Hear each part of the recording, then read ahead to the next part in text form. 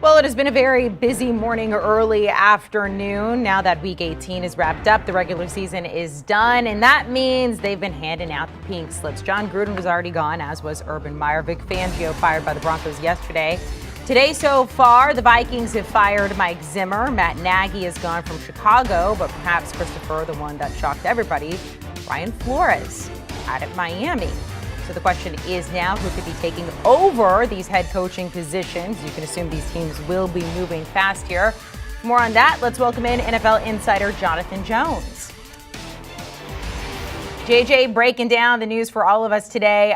He's been very busy so far, but we're going to take a look ahead and some of the best fits you think, JJ, for these openings. Let's start with the one that I mentioned shocked most everybody. Brian Flores out at Miami. Who could take over that job?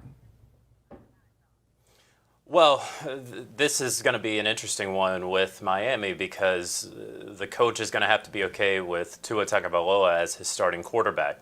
What's happened in Miami is very clearly one of two things. Either there was a power struggle between Chris Grier, the general manager, and Brian Flores, and team owner Stephen Ross very clearly siding with his general manager, Chris Grier. Or Stephen Ross has someone in mind, because you don't fire a head coach who is 4-2 against the Patriots in the past 3 years, who's 19-14 as a head coach in the past two, who has deficiencies on the roster. Yes, they've missed the playoffs, of course, all 3 years. If you want to hold the first year against him, then sure. But that's what any coach is going to have to decide here, is if whose sort of side is he going to be on? So a number of things up in the air there in Miami, with the most surprising news of the day. Are there any names that come to mind in order to take over that job? No, not right now. I mean, obviously there's Harbaugh out there because of his Michigan ties, but because of all of the hurdles that are going to have to be worked through, I think that's really the issue here with all of these teams, where the individual is going to have to decide on fit here. And that sort of messaging to the next prospective head coach is probably not making certain candidates feel all that comfortable right now. What about the job that so far, and I'm not sure if now it's the Miami job, but the one you were saying this morning is the most attractive, would be the next head coach of the Chicago Bears, firing Matt Nagy today. Where and who are they potentially looking at? Yeah, well, with the Chicago Bears, what you have there is a legacy franchise, a franchise that is the all-time holder of the most wins in NFL history. You have the opportunity for a clean slate with a franchise quarterback, and that is why it's so attractive. Yes, you have quality pieces on the defensive side. You're going to have to rework the offensive line, but you have the quarterback, a young quarterback in Justin Fields, on his rookie contract. No, you don't have a first-round pick by virtue of trading up for Justin Fields, but you have him.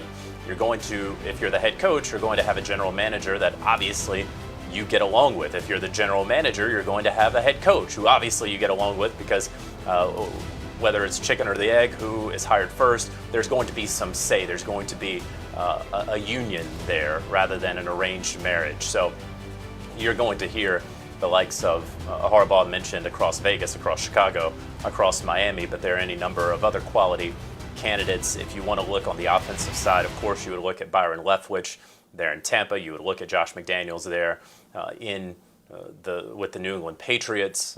But I think that you can also get the CEO type, if you will, of head coach, and then who brings on his own offensive coordinator guru, if you will, to help lead Justin Fields into year 2 and beyond.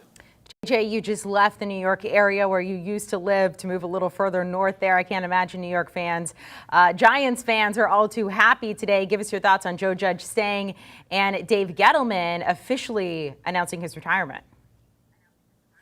Yeah, so Dave Gettleman right now, as we have been reporting, he was going to be allowed to finish out his 4th and final year there with the New York Giants. There was never going to be an in-season firing.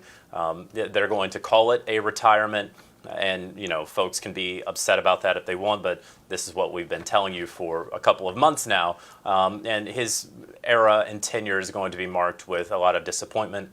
That was alluded to very directly by the team co-owners there, and now they're going to immediately begin a search for general manager. It is going to be a highly coveted job because of the patience that, of course, John Mara has shown Dave Gettleman. One would have to think that that will be extended to the next person who holds that seat. As far as Joe Judge goes, he is proceeding as though he is staying.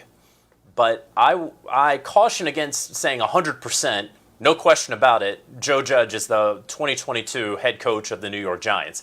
He may very well be. I'm not certain, based off my reporting, that is 1,000% zipped up and confirmed right now. So we're going to see as meetings continue. You know, they put out this information on Dave Gettleman. They are soon going to have Zoom interviews, sort of exit interviews with players, with the media, but there is no official word yet from the Giants on Joe Judge because he has not yet met with ownership. Of course, if you have not yet met with the folks who have your job in their hands, I'm not sure that we can 100% say that your job is safe, but certainly the feeling and the vibe there within that building is that Joe Judge will be back. I won't at all be surprised if and when Joe Judge is back. I just don't know that it's 1,000% confirmed right now that he's going to be back. Jonathan Jones, we appreciate it and your insight. We'll keep our eye on New York and what is going on there. We'll talk to you soon, JJ. All right, Super Wild Card Weekend. There you have it. It all kicks off this Saturday, and then, of course, we have Monday night Wild Card Weekend as well. The NFL did say when they first put out the Week 18 schedule, hey, look, it doesn't interfere with the national championship, which, of course, we get tonight. Do you want a sports network that delivers everything that matters about the game? The highlights, the picks, the instant analysis, no yelling, no fake debates, no politics. Hit the subscribe button and never miss a moment.